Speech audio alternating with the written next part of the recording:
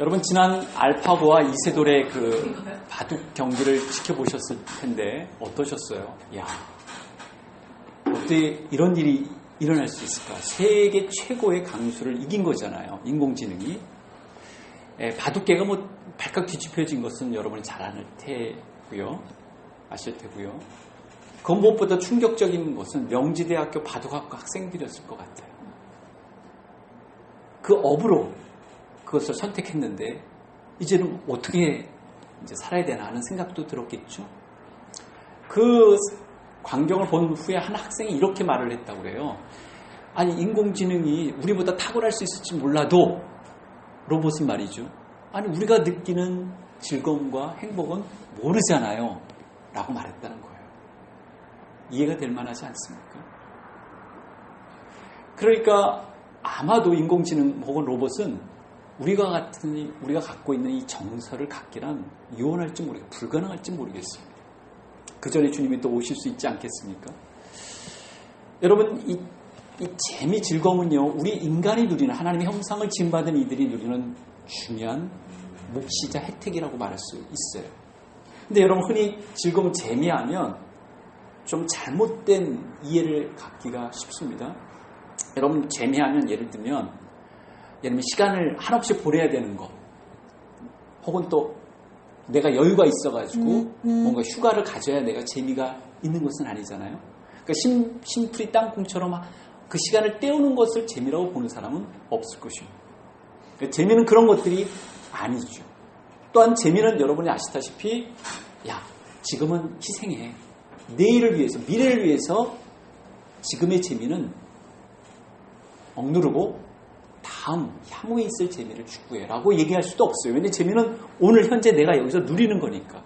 그러니까 재미가 아닌 것들을 우리는 구별할 수 있습니다. 그럼 또 재미는 뭐냐? 여러분 아시다시피 재미는 뭐죠? 익숙한 것, 따분한 것, 타분한 것들, 지루한 것들, 판에 박힌 것들과는 구별되는 거예요. 새로운 경험이 있어야 사실은 재미있잖아요. 여러분 어떻게 생각하세요? 그리고 재미는 여러분 선택하는 거예요. 예를 들면 내가 옷을 내가 마음대로 선택 못해. 영화도 내가 시청하는 대로만 봐야만 해. 이 전체적인 국가에서 가능할 수 있는 일 아닙니까? 그때 재미가 있을까요?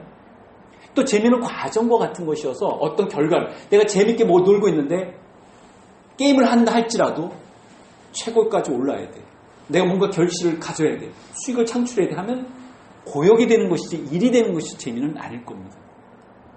그렇죠?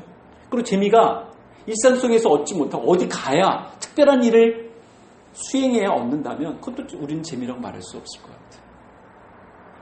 근데 여러분 보세요. 한 세대 전만 하더라도 재미가 이렇게 많이 취해질 수 있을까 싶은 거죠. 한 세기 전만 해도 재미 아이템들이 많지 않았거든요.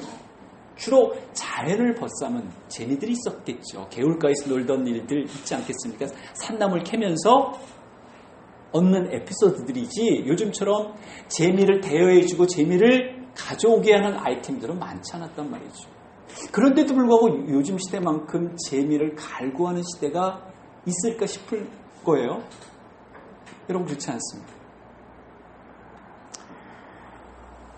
재미라도 없으면 살 맛이 없다. 살 흥이 없다라고 말하는 시대 아닙니까? 또 여러분 요즘 시대만큼 병원, 심리, 상담실, 교정센터, 치료센터가 많은 곳도 없겠죠. 그만큼 우리 시대가 불안하고 막막하다는 것을 말해주는 것이라고 얘기할 수 있겠죠. 이전 세대보다 더 많은 재미를 구가할 수 있는, 만끽할 수 있는 아이템들이 가득한데도 불구하고 사람들은 정말 행복한가라고 말한다면 우리는 충분한 답변을 못할 것 같아요. 사람들은 정말 행복한가? 어쩌면 그 사람들은 재미있으면서도 동시에 의미를 찾고 있는지도 모르겠습니다. 여러분, 이전보다 재미를 찾고 누릴 수 있는 일이 제법 많음에도 불구하고 재미를 못 찾고 못 누리게 하는 것들이 분명히 있어요. 왜 우리는 재미를 못 찾고 못 누릴까? 그 중에 하나는 비교심입니다. 비교심. 여러분 동의하세요? 제 진단에? 예를 들면 한 아이가 재미난 자동차를 갖고 막 놀고 있어요. 할아버지가 선물해 준 거겠죠? 근데 그 같은 공간에 정말 똑같은 아동용 차를 타고 운행하는 친구가 있다고 합시다. 위축당할걸요? 비교당할걸요? 기분이 안 좋을걸요? 불만스러워할 거예요. 이내. 소비주의 사회 속에서는요, 비교 심리가 이렇게 만족해하는 재미를 위축시켜버릴 뿐만 아니라 상실시켜버리고 증발시켜버립니다. 또 하나는 내가 뭔가 일을 시도했어요. 근데 시도했는데 가로막혀요. 장애물을 만났어요. 물거품이 돼. 그럴 때도 여러분 불만이 내 안 가운데 생길 것입니다. 처음에는 의욕적으로 내가 일을 시도했는데 자꾸 일들이 안 되게 되면 어떻게 되죠?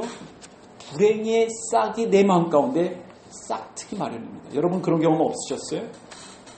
그래서 내 처지에 따라 내 상황에 따라 나를 이상하게 불만스럽고 불행한 감정으로 내몰아갑니다.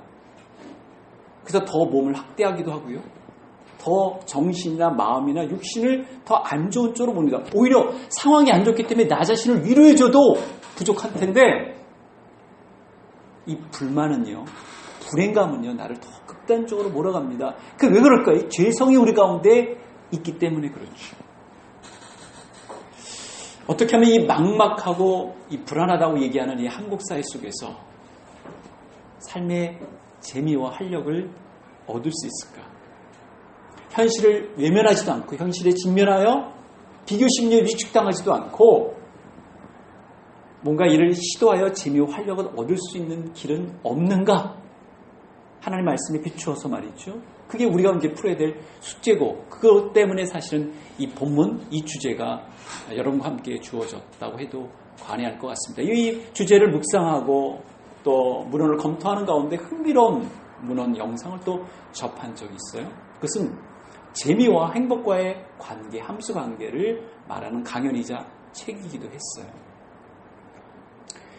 여러분, 이 모든 사람들은 뭐 지역에 따라 상관없이, 시대에 따라 상관없이 이 재미를 추구하는 것 같아요.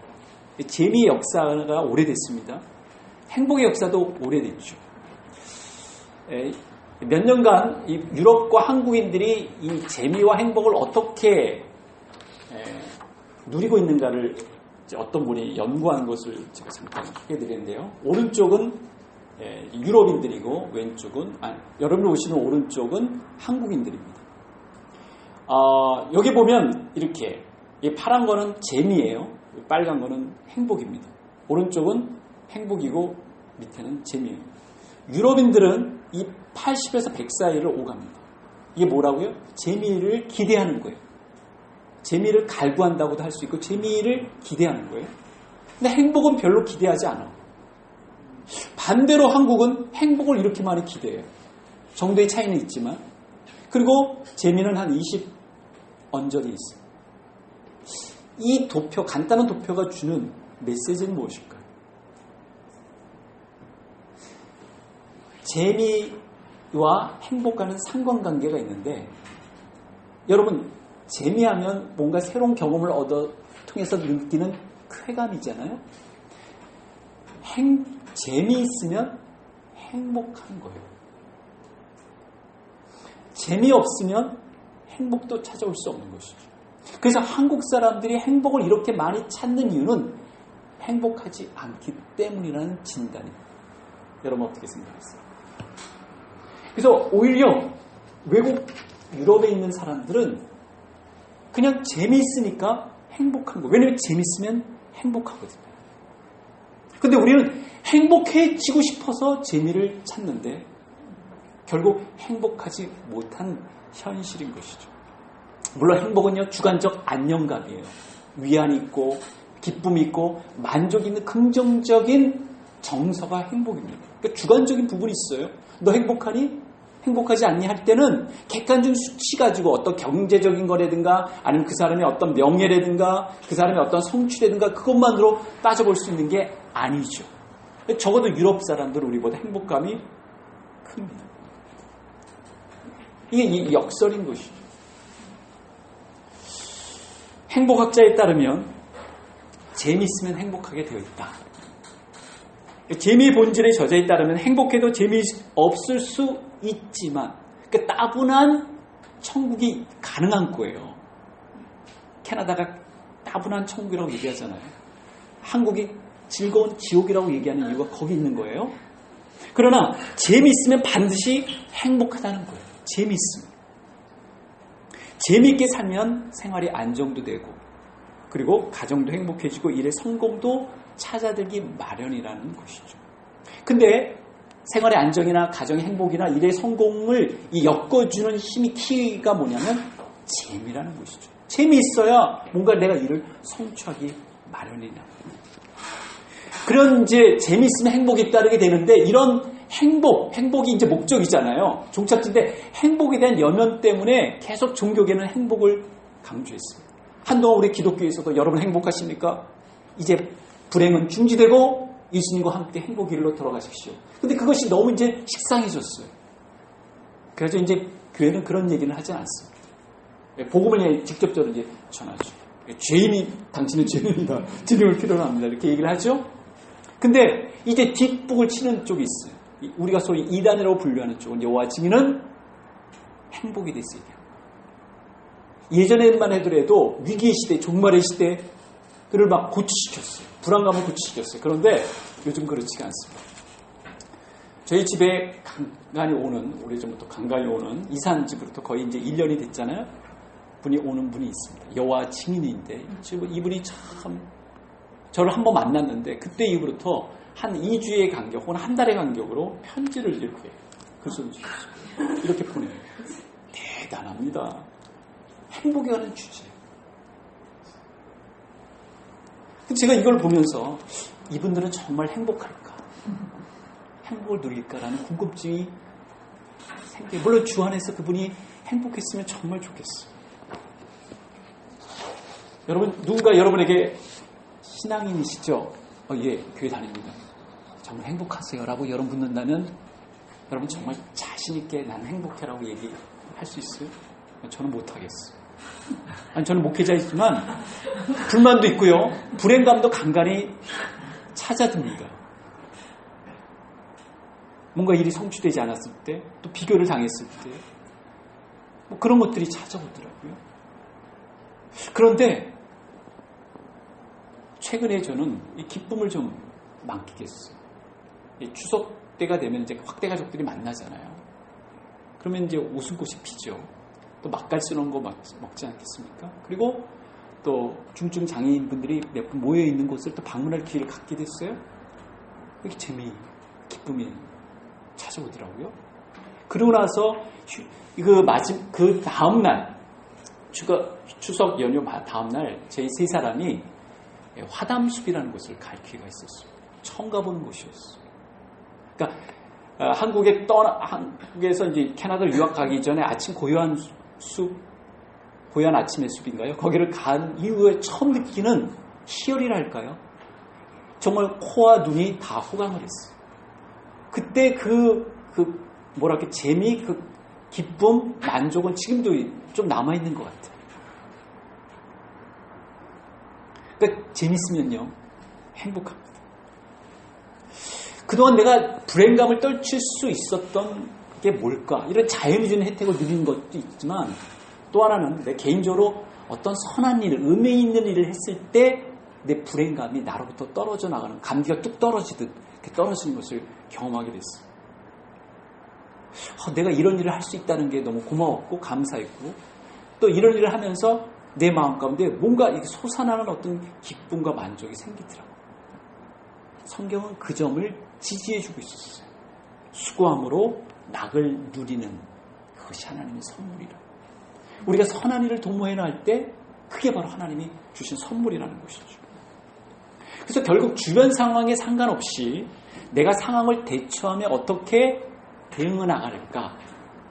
결국 마음이 문제라는 생각을 갖게 되었습니다. 여러분, 마음이 문제예요. 동의하시나요?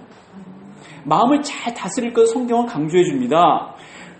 내 마음이 지혜로우면 내 마음이 유쾌하리라. 유쾌, 상쾌, 통쾌. 그러니까 왕이 누구를 가리켜요? 전도자가 솔로몬 왕을 뜻하는 거잖아요. 하나님의 마음을 대표하는 거거든요. 당신의 백성들이 어떻게 지혜로우면, 마음을 잘 다스리면 하나님의 마음도 유쾌하시다는 겁니다. 내 마음 속에 지키라. 그것은 얻는 자에게 생명이 되면 심지어 그것이 생명이 된다고 얘기해주고 있고 그의 온 육체의 건강함이 된다. 여러분 마음이 건강함까지 육신의 건강까지 영향을 끼친다는 사실 기억하시죠? 너는 듣고 지혜를 얻어 내 마음을 바른 길로 인도할지어다. 하나님의 말씀을 듣고 마음을 조절하는 게 그래서 중요한 거예요. 그래서 왜 마음이 그렇게 중요하다고 성경이 강조했는지 누누이 그걸 이해하게 됩니다. 왜냐하면 재미를 누릴 때요 마음이 산란해지면 누릴 수가 없습니다. 여러분 예를 들면 우리가 재미를 얻기 위해서 꼭 발품, 돈품만 해야 되나요? 그렇지 않겠죠. 재미를 가져주는 프로그램은 그때뿐일 수 있어요. 그것을 우리가 무시해서는 안 됩니다. 이런 것들 보면서도 우리가 재미를 만끽할 수 있잖아요. 그런데 여러분 재미를 누리기 전에 재미를 못 누리게 하는 것들을 우리는 제거해야 됩니다. 치유해야 돼요. 이게 굉장히 중요합니다. 저는 앞서 그것을 불만감 혹은 불행감이라고 얘기했습니다. 여러분 불만이라는 세균과 이 불행감이라는 바이러스를 치료해야 됩니다. 여러분 심한 독감에 걸리면요 맛있는 음식을 먹어도요 이게 쓴 것처럼 느껴집니다. 여러분 치통과 혹은 복통을 앓게 되면요 아무리 멋지고 감동스러운 영화를 보더라도요 제대로 안 들어옵니다. 마찬가지로 스스로 내가 불행하다고 느낄 경우에는 아무리 좋은 것들을 내가 접한다 할지라도 좋은 음악을 들어도 찬양을 들어도 지나가 버립니다.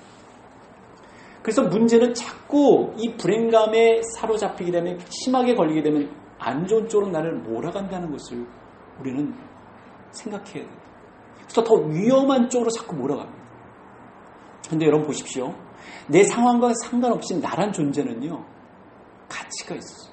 귀해요. 풀톤 주교가 얘기했듯이 내가 존귀하기 때문에 하나님부터 사랑을 받는 것이 아니라 하나님의 사랑과 관심을 받고 있기 때문에 내가 존귀한 존재가 된 것입니다.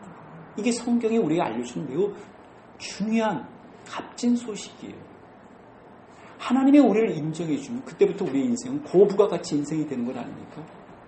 그러니까 하나님이 나를 알고 계시고 나를 지켜보고 계시고 나를 존중히 여기기 때문에 내가 지금 씨름하고 있는 것들 내 상황이 어떤지 간에 나는 이미 가치 있는 존재가 되기 때문에 내 생활 자체가 무의미한 게 아니에요. 쓸모없는 게 아닙니다. 이걸 우리가 알아야 되는데 불행감은요, 불만감은요, 우리를 이걸 놓치게 만듭니다. 그래서 성경은 이 불만감, 불행감을 치료하는 길을 제시해요. 그래서 처방전 아닙니까? 성경은 온갖 문제들을 인류에, 왜냐면 인간을 위해서 만들어준 하나님의 처방전이기 때문에 그렇죠. 여러분, 이 마음은 공격을 당합니다. 그렇지만 공격하게 돼요. 여러분, 예를 들면 여러분 피는 외부의 병균과 세균에 의해서 오염당하기도 하지만요. 우리 몸에 있는 백혈균은 병원균을 억제내지 배격하는 힘을 갖고 있어요. 그런 것처럼 마음은 우리가 공격당해서 위축당할 수도 있지만 마음을 통해서 어떻게 해요? 다시금 극복할 수도 있어요. 그래서 어떤 이들은 상황에 직면해서 어떻게 해요? 위축당한 채 어떻게 합니까? 주저앉기도 하지만 어떤 이들은 오기가 나는 이유가 거기 있습니다. 그러니까 문제는 상황이 문제가 아니라 마음이 문제라는 것. 그래서 뭐든 지킬 만한 것 중에 더욱 내 마음을 지키라. 생명의 근원이 이로부터 납니다. 물론 지킬 만한 것들이 많은데 그 중에서도 마음을 지켜야 된다고 말해주는 이유가 바로 거기 있습니다. 마음을 지켰기 때문에 불만감, 불행감을 치료할 수 있었던 것이죠. 그래서 삶의 재미를 찾지 못하게 만드는 이 불만감, 불행감을 먼저 치료하는 것이 필요합니다. 고통이 없어야 내가 만끽할 수 있는 것처럼 말이죠. 그래서 신앙인은 일단 마음을 훈련해야 됩니다. 마음에도 근육이 있다는 것을 여러분 아셔요?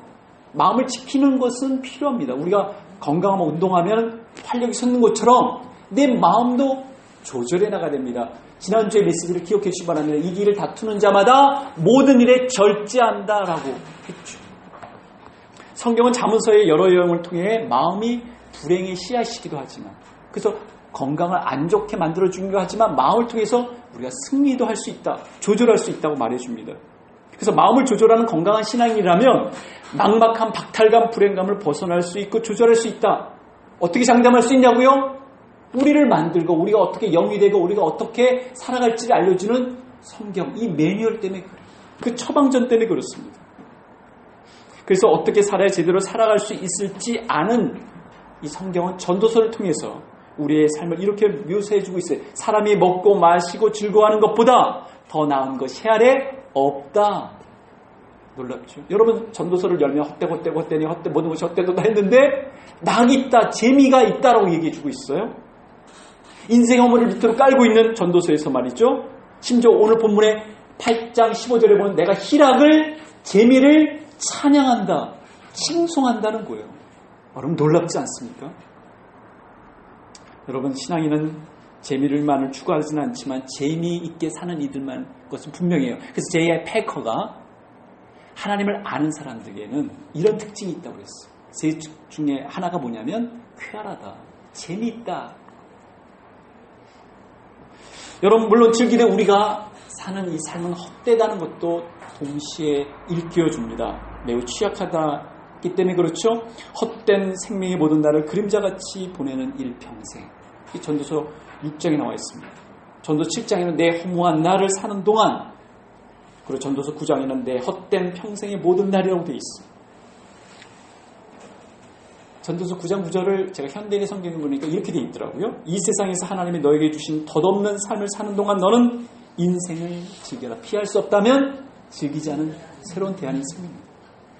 그래서 여러분 전도서의 두 본문은요, 요즘으로 치자면 여행의 낙 혹은 먹는 낙을 부인하지 않아요. 아예 공적으로 공증해주고 있어요. 확증해주고 있어요. 즐겨라. 인생은 즐겨야 된다 라고 얘기해주고 있어요. 근데 여러분 즐기는 일은요, 누가 떠밀지 않다도 막 먹는 즐거움, 여행하는 즐거움 얼마나 좋습니까? 근데 수고하는 것은 끌리지가 않아요. 그렇죠 여러분? 수고하는 것, 일하는 것 좋아하는 사람이 어디 있어요? 그래서 여러분 불금은 좋지만 월 안은 싫은 거예요. 그렇죠? 월요일 아침은 얼마나 여러분 힘듭니까? 물론 불금 때마다 불금부터 긴장하는 종교인들이 있죠. 그래서 우리가 이 세상에 사는 삶은요, 재미와 활력이 완전 무결하게 조성되는 사회가 아닙니다. 여러분 아시다시피. 왜 그렇죠? 죄와 불순종, 타락과 그 열매 때문에 그렇습니다. 아담과 하와가 불순종한 이후부터 인간에게서는 낯선 감정도 찾아들었고 낯선 문화가 조성됐기 때문에 그래요. 그러니까 우리가 재미도 제대로 못 누리고, 그리고 뭐예요? 수고도 일한 만큼 결실이 없게 되는 것은 당연한 겁니다. 이게 죄성이 있기 때문에 그래요. 나도 모르게 찾아든 불청객이 찾아든 이 불만, 불행감은 어디서 온 것인가? 이 죄성 때문에. 나도 모르게 나를 왜 자꾸 부추켜도 위로해줘도 못하는데 나를 학대하게 만드는가? 이 죄성 때문에 그렇다고 말할 수밖에 없습니다. 그래서 이 불완전한 세상에서 살면서도 재미와 만족을 제대로 느끼게 되는 이 부담감, 그리고 또 일터에서 고되게 일하면서 성취감과 활력을 찾아야 되는 이 부담감이 우리 신자들이 있어요. 왜냐하면 성경은 즐겨라 그리고 수고해라고 얘기해주고 있습니다. 그런데 그것이 하나님의 선물이라고 얘기해주고 있습니다. 지켜야 될 우리에게 분명히 불가능하기 때문에 지키라는 말씀은 아니지 않겠습니까? 여러분 제대로 즐길 수 있고 제대로 수고할 수 있을 때 비로소 우리는 재미와 활력을 누릴 수가 있습니다. 앞서 말씀드린 대로 성경은 이 수고와 관련해서 비관적 진단을 합니다. 다르게 예를 들면 해 아래에서 행하는 모든 수고와 마음에 쓰는 것이 무슨 소득이 있겠느냐, 전도서 2장이 나오거든요. 그리고 내가 그것을 보니 내가 실망하였다라고 얘기합니다. 그러나 동시에 낙관적인 평가도 있어요. 먹고 마시며 수고하는 것보다 그의 마음을 더 기쁘게 하는 것은 없나니 그것이 하나님의 손에서 나오는 거다라고 얘기해 주고 있어요. 하나님이 직접 주어졌다는 거예요. 그러니까 전도서에는 타락한 인생에서 먹고 마시고 인간관계하는 이 모든 것들에 대해서 하나님의 선물로 높이 평가하고 있습니다. 사람마다 먹고 마시는 것과 수고함으로 낙을 누리는 것이 하나님의 선물인 줄도 나는 알았도다. 여러분 이 선물을 예수님도 충분히 구하셨죠. 여러분의 예수님의 사역 어땠습니까? 빛이 있을 때는 정말 늘 매일 연회셨죠. 매일 축제셨어요. 식탁의 교제 속에서 그분은 웃고 우셨어요. 우신 건 아니죠. 웃으셨어요. 그러나 고난 순환의 시기 때는 그분은 인내하셨고 감수하셨습니다. 형통한 날에는 기뻐하고 공고한 날에는 되돌아보아라. 이 두 가지를 하나님이 병행해 하셨다. 전도 7장 14절 예수님이 직접 그것을 온몸으로 실현해 사셨습니다. 그래서 여러분 우리가 힘든 일을 마치고 나면 이상하게 뿌듯함이 생기죠. 금요일 저녁 되면 몸은 고되지만 그래도 한 주 내가 잘 보냈다라는 이 성취감이 몰려오는 이유는 하나님이 우리의 그런 마음을 주셨기 때문에 그래요. 그 사람들을 향한 주님의 보상이며 축복입니다. 그래서 사람은 인생을 즐길 수 있어야 한다. 이 세상에서 먹고 마시며 즐거워하는 것보다 더 좋은 것은 없기 때문이다라고 돼 있으면서 동시에 어떻게 해요? 수고하면서 살아가면서 재미를 느끼는 게 최상의 삶이라고 전도서 5장은 말해주고 있습니다. 사람이 해 아래서 하는 모든 수고 중에서 낙을 보는 것이, 수고 중에서 낙을 보는 것이 선하고 아름다움을 내가 보았다. 현대인 성경은 전도서 5장 18절에 이렇게 표현해주고 있습니다. 나는 하나님이 주신 짧은 인생을 사는 동안 먹고 마시며 자기 일에 만족을 느끼는 것이 제일 좋은 일이며 이것이 인간의 운명임을 알았다. 성경은 우리가 그렇게 살아가는 동안 즐기면서 혹은 또 수고하면서 낙을 누리되 자신의 생이 마감될 것을 모른 채 누린다는 것도 일깨워줍니다. 예를 들면 여러분 축제를 벌이고 있어요. 생일 파티를 하고 있습니다. 그럴 때 나는 곧 죽어라고 생각할 수 있나요? 그래서 성경은 자기의 생명의 날을 깊이 생각하지 아니하리니 전도서 5장 20절 말씀입니다. 이는 하나님이 그의 마음에 기뻐하는 것으로 응답하십니다. 후반부는 좀 이해하기 어려워요. 현대인 성경입니다. 하나님이 그의 마음에 기쁨을 채워주셨으므로 그는 인생이 짧다는 것을 그리 심각하게 생각하지 않아도 된다라고 해석을 해줘요. 여러분 사는 게 너무 좋으면 인생이 허무하다는 게 실감나지 않습니다. 특히 젊은 적엔 그래요. 저도 젊은 적을 뒤돌아보면 20대 때 내가 죽는다 생각해 본 적 없는 것 같아요. 내가 늙는다 생각해 본 적 없는 것 같아요. 근데 전도서를 마무리 짓는 대목이 이렇게 돼 있어요. 경고조로 돼 있어요. 처음에는 비관조로 돼 있다가 낙관을 흐르다가 막 하면서 나중에는 경고로 돼 있어요. 뭐냐면 재미에 지나치게 도취되지 않게끔 탐욕에 탐닉되지 않게끔 경고장을 발부하고 있습니다. 청년의 내 어른 때를 즐거워하며 내 청년의 날들을 마음에 기뻐하며 마음에 원하는 길들과 내 눈이 보는 데 행하라. 와, 성경이 이렇게 얘기하네. 다 행하는 거고 다 자유의 문을 열어줬네. 그러나 하나님이 이 모든 일로 말미암아 너를 심판할 줄 알아라. 이렇게 문을 닫고 계십니다. 여러분 성경의 지침에 따라 그러면 이처럼 마음을 조절해 재미를 얻는 길은 없을까요? 전도서를 쭉 이렇게 앞뒤 이렇게 살펴보면서 세 가지, 또 전도서뿐만 아니라 성경을 털을 수 있는 이 통찰은 세 가지로 축약됐어요. 첫째는 우리의 마음을 다스리는 힘을 주시는 하나님께 어떻게 해요? 그분을 인정하며 살아야 된다. 우리의 마음을 다스리는 힘을 주시는 하나님을 인정하며 살아야 된다. 이게 너무너무 중요해요. 여러분 신명기에 보면 강조되는 사항이 있습니다. 주 너의 하나님 앞에서 하나님이 주신 것들을 어떻게 해요? 인정하고 너와 너의 가족이 즐거워해라. 하나님 앞에서 하나님이 주신 것, 너의 손으로 수고한 일에 복주심으로 말미암아 너와 내 가족이 기뻐하라. 이게 계속 흐릅니다. 하나님 앞에서 하나님을 하나님을 제쳐놓은 채 재미를 추구하는 일은 가당치 않고 하나님이 주신 것들을 잊어버린 채 하나님이 주신 백성들과 함께 누리지 못하는 것은 불행한 일이라는 것을 말해줍니다. 여러분 하나님 없이 하나님 주신 것들을 잊어버린 채 하나님 주신 기회를 놓치는 것은 신자들이 걸어갈 길도 아니고 선택할 길도 아닙니다. 그래서 여러분 그래서 신앙인들이 신앙 간증을 들으면요 재미난 이유가 거기 있어요. 왜 그런지 아세요? 스릴이 넘치거든요. 하나님이 하신 일들이 나타나거든요. 반전의 드라마가 있거든요. 그래서 여러분 이 신앙 간증은 어떤 드라마보다 더 성도들에게 감동을 안겨주는 이유가 거기 있어요. 하나님의 백성들은 그것을 캐치해내죠. 신약에 보면요 나름 성공하고 부를 얻었다는 이들을 향해서 오직 우리에게 모든 것을 후히 주사 누리게 하시는 하나님께 두라고 얘기해 주죠. 하나님께 두라. 디모데전서 6장 17절 말씀. 그러니까 결국 살아계신 하나님과 어떤 관계를 맺느냐가 재미를 누릴 수 있느냐, 활력을 취할 수 있느냐, 이 관건인 셈입니다. 성경은 신앙인들이 기쁨, 재미, 만족, 행복을 누리는 경로가 세상 사람들이 누리는 경로와는 다를 것이다, 아니 다르다고 얘기해 줍니다.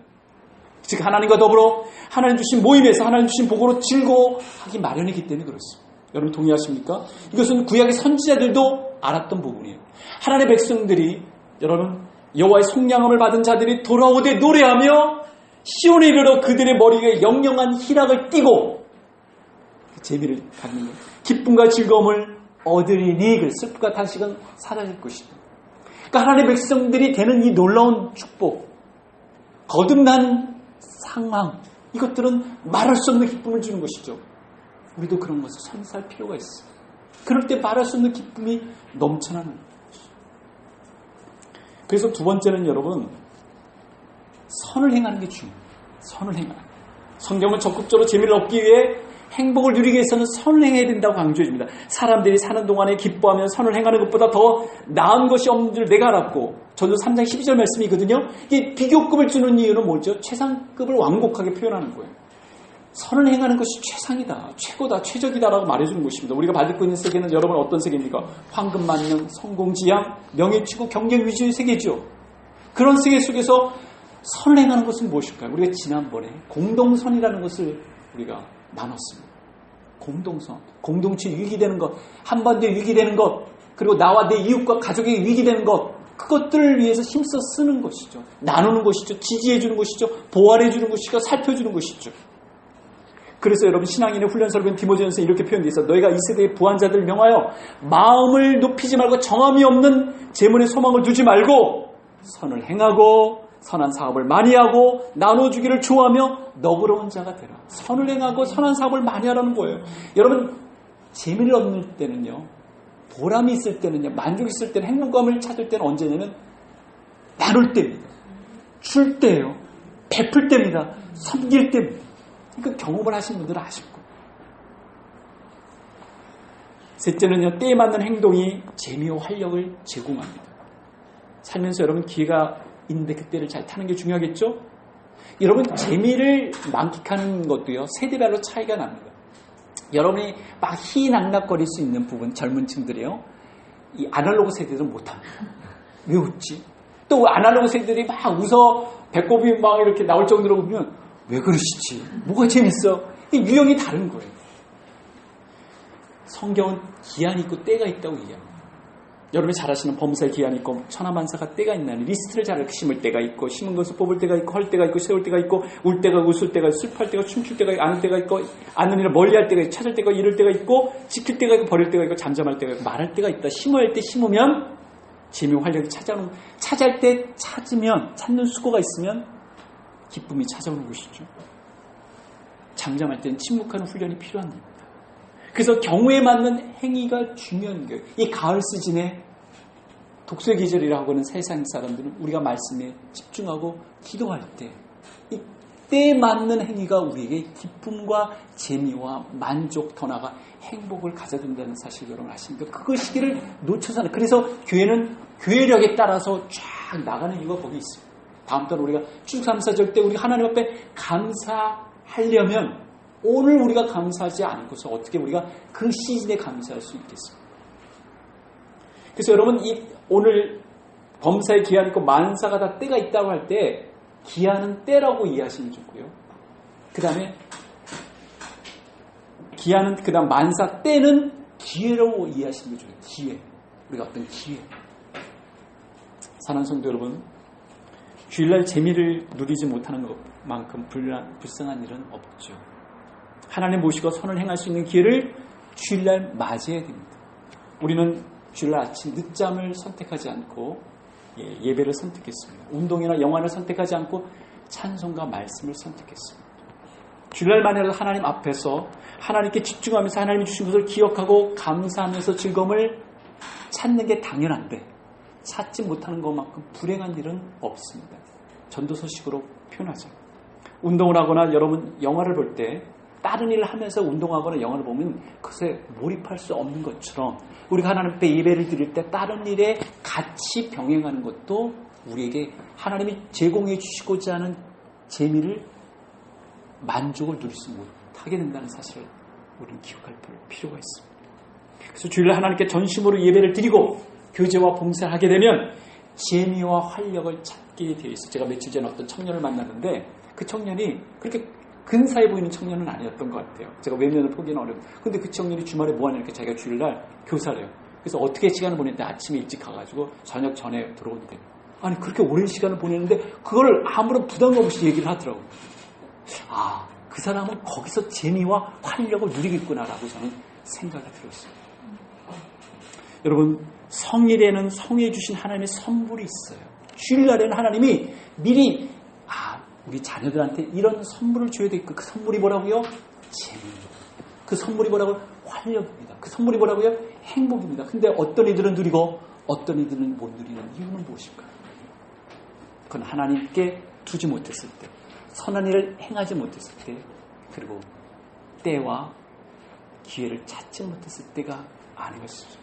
신자들은 여러분 충분히 재미를 누릴 수 있는 사람들이고 또 그렇게 누리도록 하나님께서 길을 열어주십니다. 왜 못 누릴까요? 아마도 우리가 하나님을 부인하는 것, 하나님 주신 것을 잊어버리는 것, 그걸 하나님 주신 기회를 포기하는 것은 아닐까요? 그러나 우리가 하나님을 기억한다면, 하나님을 인정한다면, 하나님 주신 것들을 우리가 감사히 여긴다면, 하나님 주신 기회를 포착한다면 우리는 여지없이 오늘도 주님 안에 주신 재미와 활력을 누리게 될 것입니다. 오늘 하루를 활력을 누린다면 한 주간의 영향을 주지 않겠습니까? 바로 성도들은 재미와 활력을 이렇게 누리는 성도들이라고 믿습니다. 기도하시겠습니다.